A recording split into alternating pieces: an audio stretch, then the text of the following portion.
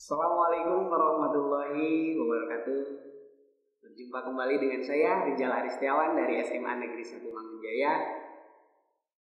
Pada kesempatan kali ini kita akan belajar daring kembali. Tapi sebelumnya saya akan menanya kabar kalian semua peserta didik SMA Negeri 1 Mangunjaya yang sedang ada di rumah dan sedang melaksanakan pembelajaran secara daring. Saya harap kalian dalam keadaan sehat walafiat. Tetap semangat, jaga kondisi, jaga kebugaran untuk meningkatkan imunitas tubuh kita supaya kita terhindar dari penyakit yang sedang melanda negeri tercinta ini. Oke, untuk pertemuan daring kali ini kita akan belajar tentang aktivitas air.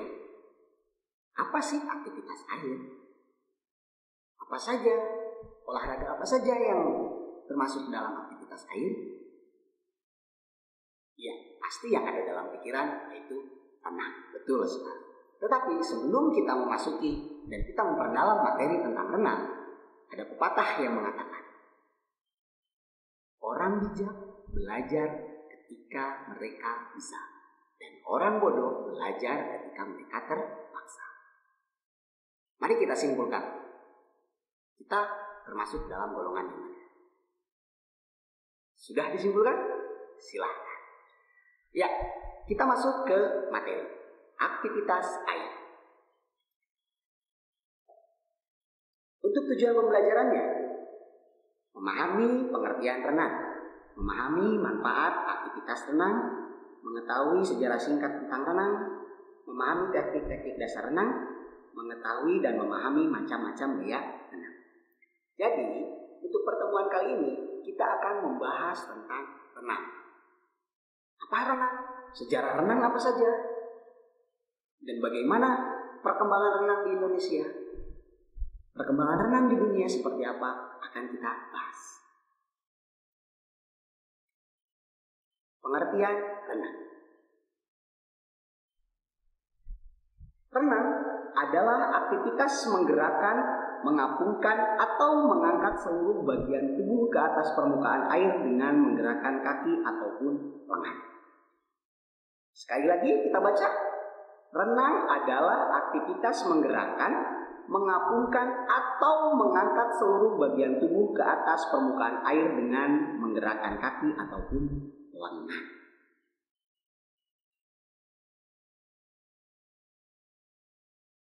Renang menurut para ahli, di sini ada dua ahli yang menyatakan. Yang pertama ada Ama Abdullah pada tahun 1981. Renang adalah suatu jenis olahraga yang dilakukan di air, baik di air tawar maupun air asin atau air laut. Jadi menurut Ama Abdullah, beliau mengemukakan renang itu adalah olahraga air, baik itu di air tawar ataupun air asin. Air asin yaitu di air laut. Dan yang selanjutnya, yang kedua ada Budi Ningsih pada tahun 2010. Renang adalah salah satu olahraga air yang dilakukan dengan menggerakkan badan di air, seperti menggunakan kaki dan tangan sehingga tubuh terapung di permukaan air.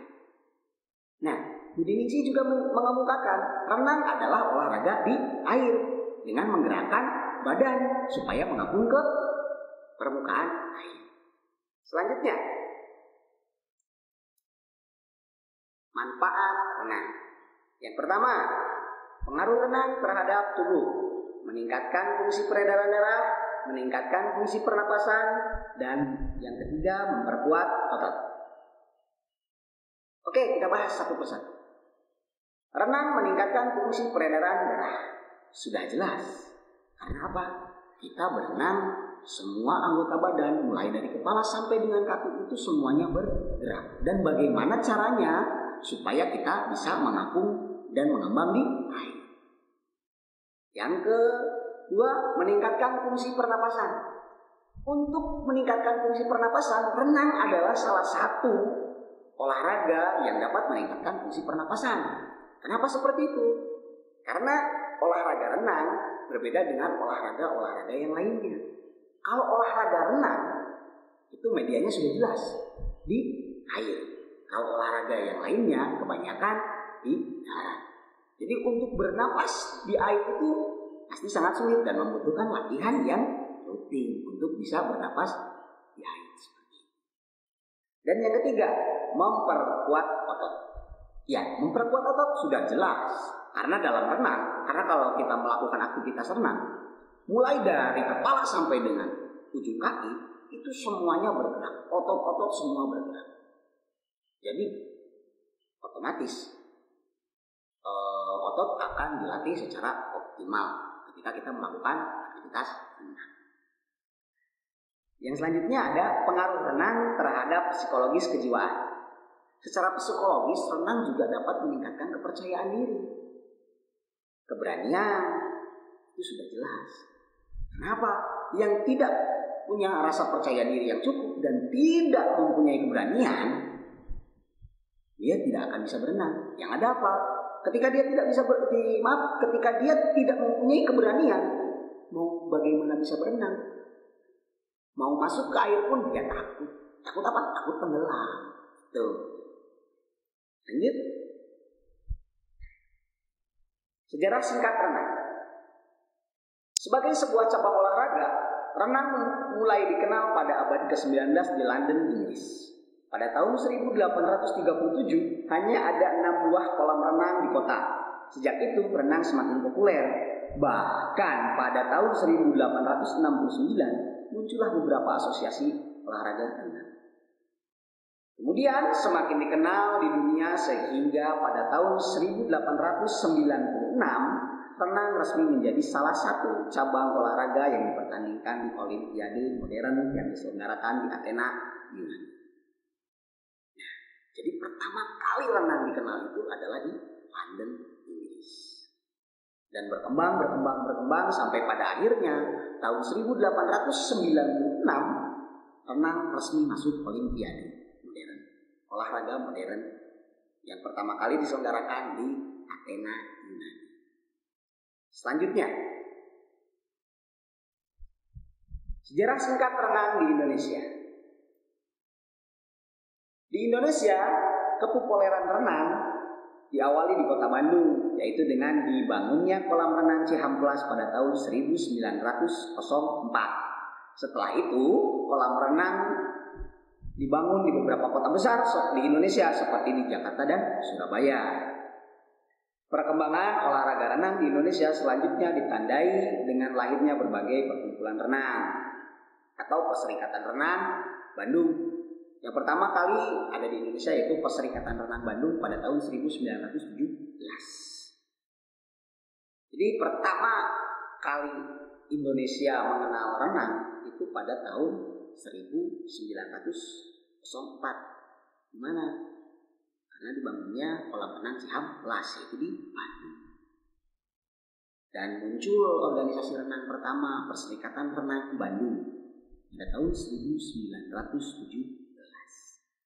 Selanjutnya, teknik dasar renang. Yang pertama ada teknik pernapasan, yang kedua ada teknik mengapung, dan yang ketiga ada teknik meluncur. Kita bahas satu persatu. Teknik pernapasan. Kemampuan mengatur napas adalah kunci keberhasilan seorang perenang. Untuk melatihnya, untuk cara melatihnya, perhatikan, untuk cara melatihnya. Berdirilah di tepi kolam renang dengan rendah dan wajah berada di atas permukaan air. Tarik napas melalui mulut, tahan selama beberapa saat, masukkan kepala ke dalam air, lalu hembuskan napas melalui hidung. Jadi, untuk melatih pernapasan ketika kita berenang, yang pertama yang harus kamu lakukan, kamu berada di kolam yang dangkal. Ingat, ketika kamu belajar berenang, jangan langsung belajar di kolam yang dalam, tetapi harus belajar di kolam yang dangkal terlebih dahulu. Supaya apa? Supaya kamu timbul rasa percaya diri dan kamu tidak akan takut tenggelam. Ya, seperti itu kan? Memang betul. Oke, teknik yang pertama yang harus kamu kuasai, teknik pernapasan. Cara melatihnya, kamu berdiri di tepi kolam, kemudian kamu tarik napas sedalam-dalamnya dari mulut. Ingat, ketika berenang, kamu jangan sekali-kali mengambil napas dari hidung. Kenapa? Karena kalau kamu mengambil napas dari hidung, pasti air akan masuk ke hidung dan kamu akan tersendat. Lanjut, tarik napas sedalam-dalamnya dari mulut, kemudian tahan beberapa saat. Kamu masuk ke dalam air, minimal sampai dengan air menutupi telinga. Minimal, kalau bisa sampai ke bawah. Kemudian hembuskan napas dari hidung perlahan. Mau dari hidung atau dari mulut untuk mengeluarkan napasnya itu terserah. Tapi lebih bagus dari hidung dan mulut. Seperti itu untuk melatih teknik pernapasan saat kita berenang. Kemudian yang kedua ada teknik mengapung. Kunci untuk belajar mengapung atau mengambang adalah tubuh harus rileks dan tidak panik. Ada dua posisi mengapung yang perlu Anda kuasai ketika berenang, yaitu mengambang dalam posisi terlentang dan mengambang dalam posisi berdiri. Nah, yang kedua ada teknik mengapung atau mengambang. Mengapung ada dua teknik, ada dua macam mengapung. Bagaimana yang pertama? Yang pertama mengapung dengan berdiri. Kalau kamu mengapung secara berdiri, yang terlihat itu bagian leher ke atas. Dan ketika kamu mengapung secara terlentang, itu yang terlihat hanya bagian atas tubuh kamu saja. Seperti itu. Kunci untuk bisa kamu mengapung dan mengambang, yaitu kuncinya tubuh kamu harus tenang dan harus rileks. Dan jangan panik. Karena kalau kamu panik, otomatis berat badan kamu akan bertambah dan kamu akan tenggelam. Yang kedua, yang ketiga ada teknik meluncur. Meluncur adalah menggerakkan tubuh secara horizontal di bawah permukaan air. Untuk melakukannya, turunlah ke kolam yang dangkal dan berdirilah dengan membelakangi dinding kolam. Jadi yang ketiga ada teknik meluncur. Kenapa kok harus punya teknik meluncur? Karena pada saat berenang, kalau kamu tidak diawali dengan luncuran atau dengan lompatan, itu kemungkinan kamu akan capek. Tapi kalau dibantu dengan luncuran, kamu akan cepat sampai juga. Seperti itu. Caranya meluncur seperti apa? Kamu berdiri di pinggir kolam, di dinding kolam, kemudian salah satu kaki kamu letakkan di belakang. Setelah itu dorong kaki kamu sekuat-kuatnya dan badan rileks, tangan ke depan. Selanjutnya, macam-macam gaya dalam berenang. Yang pertama ada gaya bebas, yang kedua ada gaya dada, yang ketiga ada gaya punggung, dan yang keempat ada gaya kupu-kupu atau gaya dolphin. Jadi renang hanya ada 4 gaya. Yang pertama ada gaya bebas, yang kedua ada gaya dada, yang ketiga gaya punggung, dan yang keempat ada gaya dolphin atau kupu-kupu. Yang selanjutnya gaya bebas. Sesuai namanya, gaya bebas tidak terikat pada teknik atau aturan dasar tertentu dibandingkan gaya berenang lainnya. Gaya bebas akan membuat tubuh Anda melaju lebih cepat karena dapat dilakukan dengan beraneka ragam gerakan dalam renang. Jadi, untuk melakukan gaya bebas, kamu itu sebenarnya tidak terpaku. Kaki kamu harus seperti apa gerakannya, tangan kamu harus seperti apa gerakannya. Itu tidak terpaku sama sekali. Mau tangan kamu gaya kupu-kupu silahkan. Mau tangan kamu gaya dada juga silahkan. Kakinya mau kaki dolphin atau kaki kupu-kupu silahkan. Mau kaki dada juga silahkan. Mau kaki gaya bebas juga silahkan. Jadi pada intinya gaya bebas ya sudah bebas saja, asalkan berenang, tidak berjalan. Namanya juga berenang. Yang selanjutnya ada gaya dada. Gaya berenang yang satu ini dinamakan gaya katak. Karena gerakannya persis seperti gerakan katak saat berenang. Gaya katak atau gaya dada adalah gaya berenang yang sangat populer untuk renang rekreasi.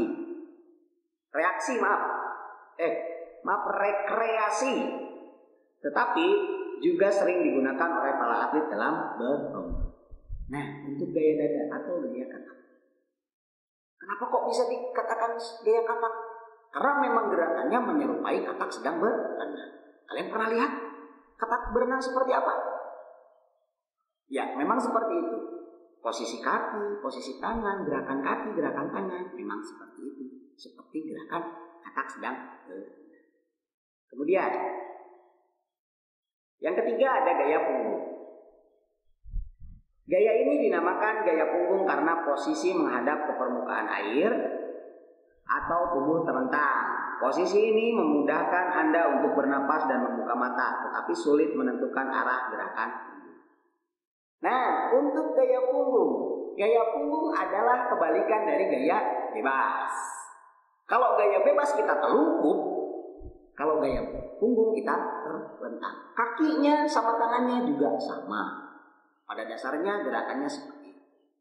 Hanya posisi badannya saja yang terbalik.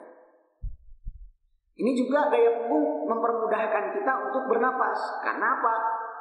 Hidung kita, mulut kita itu akan mudah mengambil napas. Karena posisinya berada di atas air. Seperti itu. Terus, tetapi ini juga sulit untuk menentukan arah. Karena apa? Karena posisinya membelakangi garis finish kalau dalam pertandingan seperti itu. Nanti di belakang akan saya berikan contoh-contoh untuk melakukan gaya dalam berenang. Yang keempat, ada gaya kupu-kupu atau gaya dolphin. Gaya kupu-kupu diciptakan pada tahun 1933 dan hasil pengembangan dari gaya dada. Gaya renang paling baru ini termasuk cukup sulit dipelajari. Selain itu, untuk berenang dengan gaya kupu-kupu, Anda harus memiliki tenaga yang cukup kuat. Jadi, kenapa disebut gaya kupu-kupu atau gaya dolphin atau gaya lumba-lumba? Posisi berenang dan posisi tangan serta gerakan kakinya itu seperti gerakan lumba-lumba yang sedang berenang. Kalian pernah melihat lumba-lumba yang berenang seperti apa? Naik ke permukaan, masuk lagi ke dasar, muncul lagi, naik lagi, turun lagi, seperti itu. Ya, contoh dalam berenang. Contoh gaya dalam berenang. Nah, saya akan berikan contohnya bagaimana cara melakukan renang gaya yang keempat gaya tersebut. Gaya bebas, gaya dada, dan gaya punggung serta gaya dolphin atau gaya kupu. Nah, ini kita akan melihat bagaimana cara melakukan gaya bebas. Untuk gaya bebas, silakan simak video berikut ini. Awalannya, kemudian lihat gerakan kaki ketika pengambilan napas,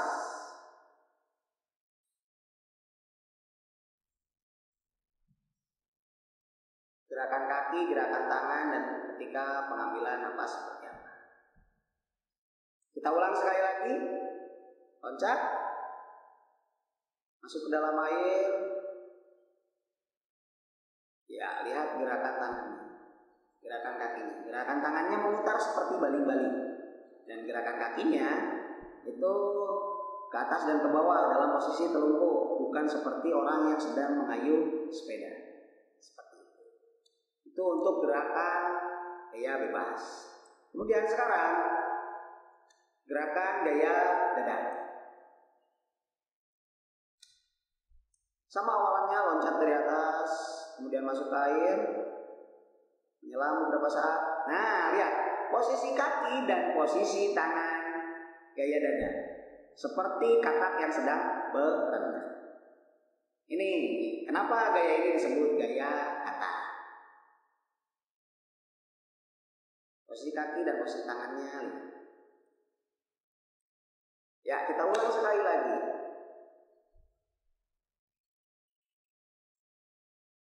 Lihat posisi kakinya. Oke, tangannya masuk. Tangan, kaki. Gerakannya satu tangan dan satu kaki. Ketika kaki bergerak, tangan diam, dan ketika tangan yang bergerak, kakinya ya diam. Seperti itu.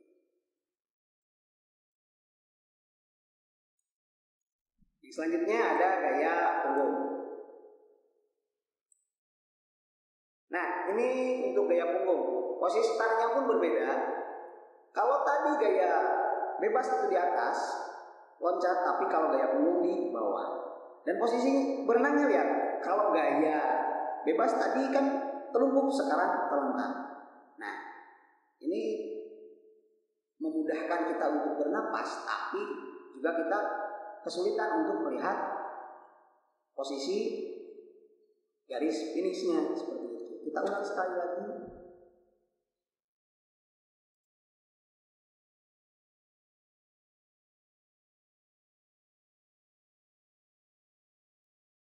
Posisinya sama dengan gaya bebas, posisi tangan dan gerakan tangannya dan gerakan kakinya juga sama seperti gaya bebas.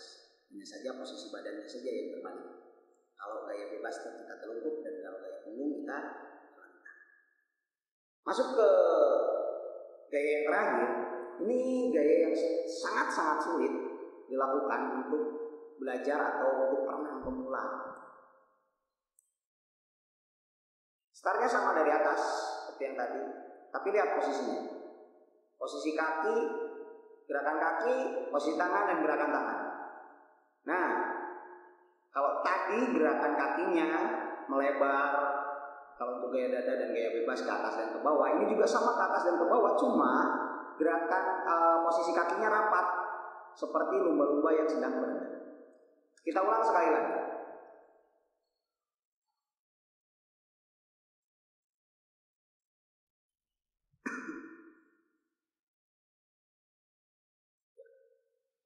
Kedua kaki bersamaan bergerak, kedua tangan juga bersamaan bergerak. Dan ketika ke atas, itulah cara mengambil napasnya pada saat melakukan renang gaya kupu-kupu atau gaya dolphin. Ya, itulah pembelajaran yang bisa saya sampaikan pada kesempatan kali ini. Mudah-mudahan apa yang saya sampaikan dapat dipahami. Jika tidak dipahami atau kurang dimengerti, silahkan kalian tuliskan di kolom komentar di bawah. Oke? Untuk pertemuan kali ini saya cukupkan sekian. Terima kasih. Billahi taufiq wal hidayah. Assalamualaikum warahmatullahi wabarakatuh. Salam olahraga.